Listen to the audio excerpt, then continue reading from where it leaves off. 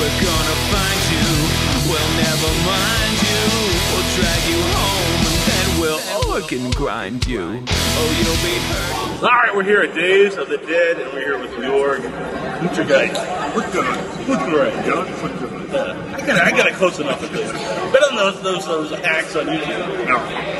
Now, the director of Nekromantik, Nekromantik 2, so many films. But we'll talk about them in a minute, but I actually found out that you're doing plays. Yes, stage plays. Yeah, I want to actually talk about that for a minute. Yeah. No, what are they based on? Are they in the horror genre, or are they? I did all kind of strange things already. I did in 2005. I did a musical actually. Really? It was called Gabba Gabba Hey, the Ramones musical. Okay. And it was supervised by Tommy Ramone, who came over from the States, and we did like a musical with it. We had a band performing live, and we had a little love story on stage. So this was my first stage show. I then made a stage play called Captain Berlin versus Hitler. You know, yes. Captain Berlin is my it's the only German superhero that matters. Back then I invented Captain Berlin already in 1982 with a short film.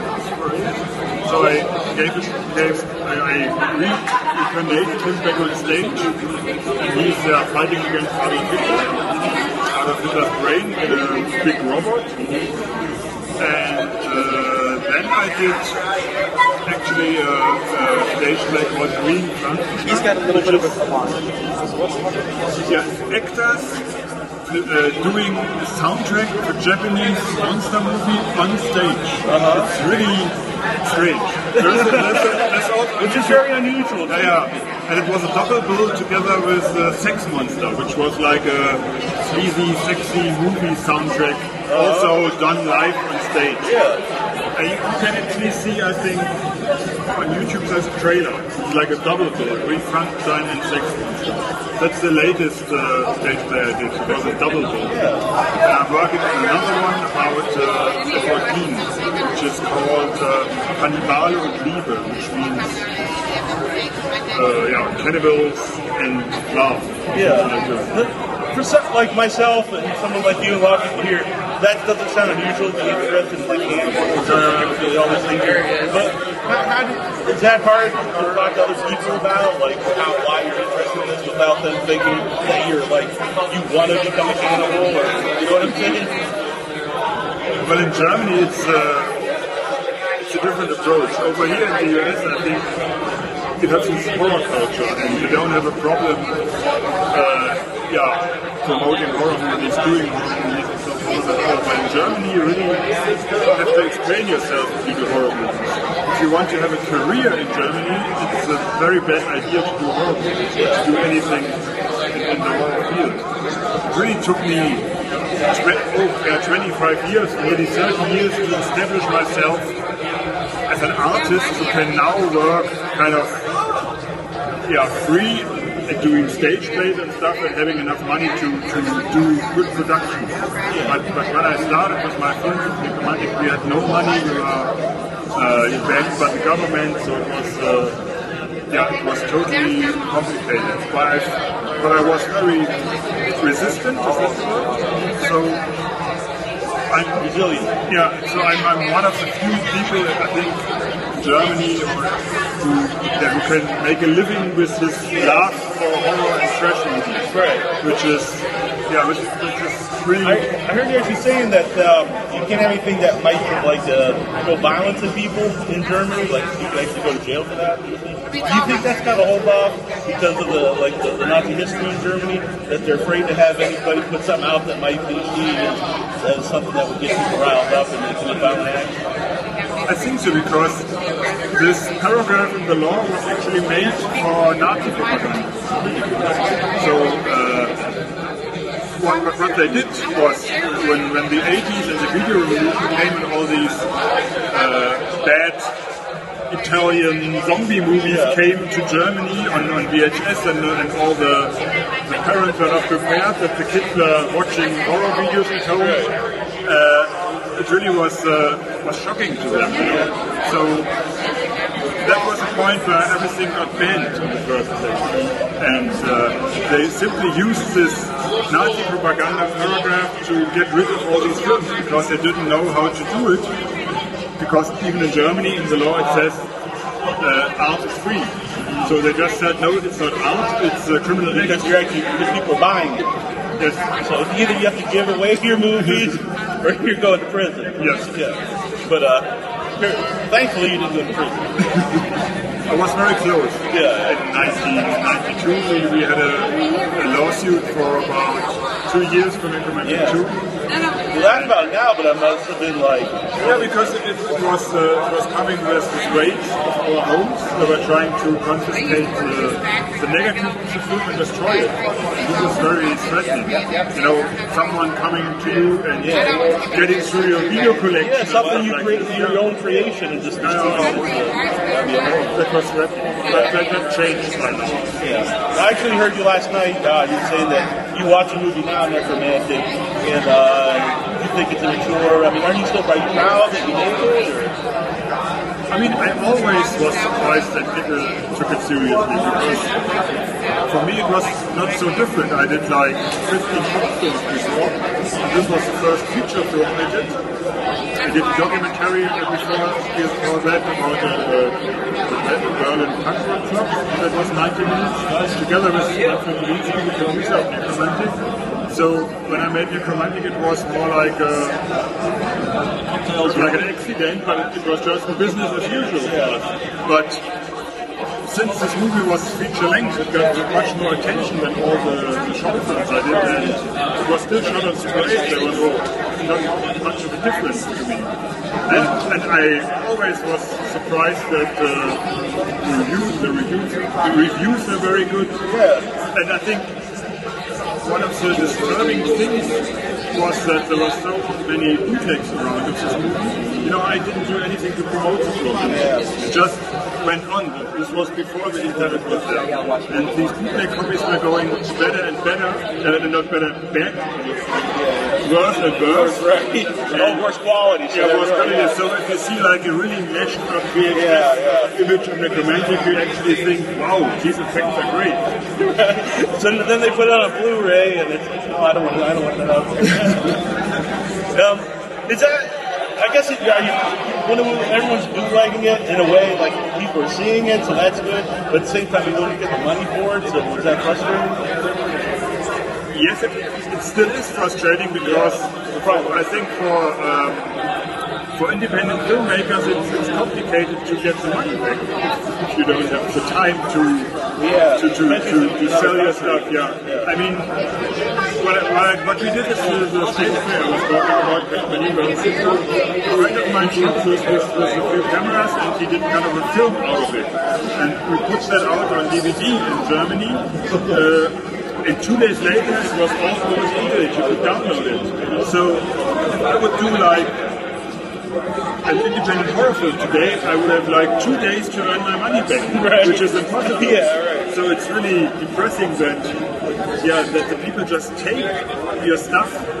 I mean, it's good. It's nice that they want to see it, but they really have to think about what they are doing, because they just take the stuff that is on the internet and there's no chance for independent filmmakers to earn the money. I've talked to people, and honestly, I don't think most of them even think of it as a bad thing. I think they think of it as another way to watch a movie. Like, why am I going to go to the store and buy it when I can get it for 3 years? They don't even realize that. I can see that events like this you can get like they actually buy DVDs because they're getting signatures or something. But when we do our films, when we do DVDs of our movies in Germany, we really have to. It's like we are selling the covers. So we do nice covers, we do fridge magnets, we do. We do the same thing with music too now. So we do like special editions and limited editions, and everything has to be signed. So it's depressing that you have to run after your money. I know you've probably talked about it so many times, but I have to talk about the love scene in Nekromantik. So just an amazing scene, and the music really makes it. And what's interesting too, I think about it, is usually when people think about necrophilia, it's usually a guy doing something to a corpse, but in your movie, there's a woman. Then you have to, then there's a question in there: how is the woman going to have sex with the corpse? Because obviously, there's nothing there. Well, the solution is in the movie. Right. So all you necrophiliacs out there, we're wondering about it. And it promotes same sex too. Actually, the very first review of Nekromantik in Germany, the first review ever, was in the Gay magazine, and the review said this is the first movie about AIDS. Oh, okay. Because someone is going to bed with death. The end of the movie. Now that's really a climax. Yes. You got man's coming and going at the same time. Yes. Now, was that fun to film? Because to me, it looked like it did the last one.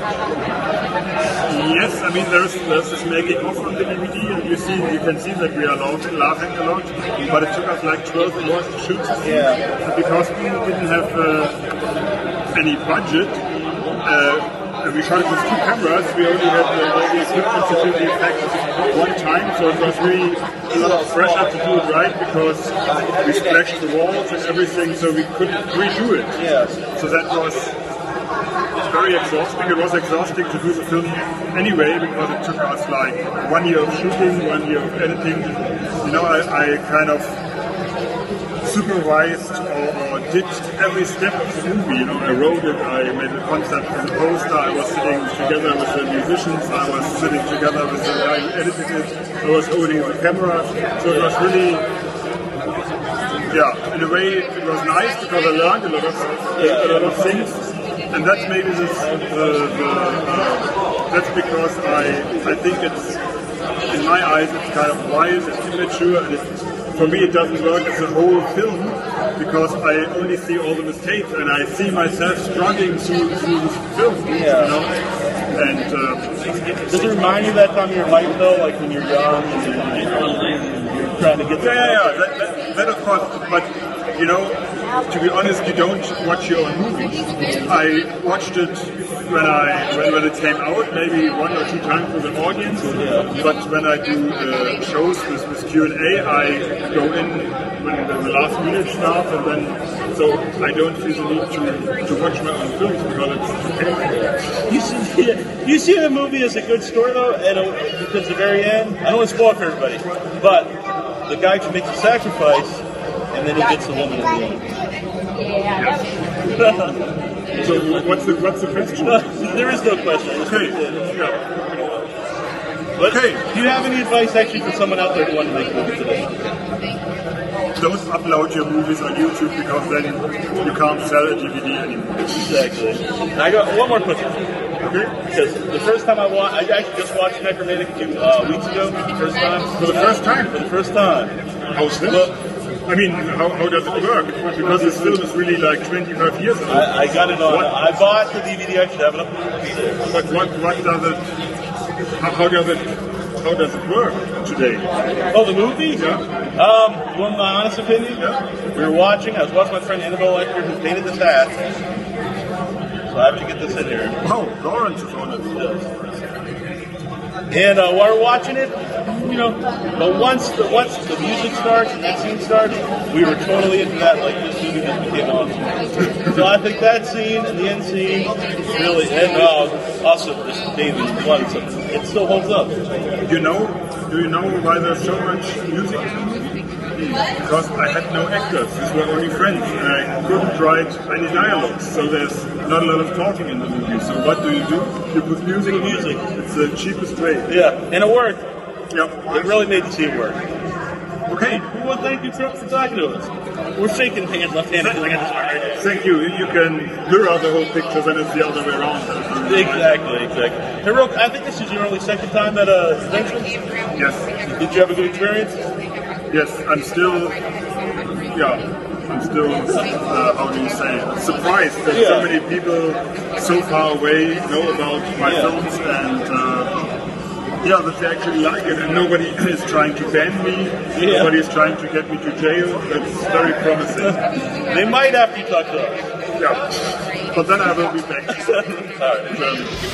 All right. Thank you.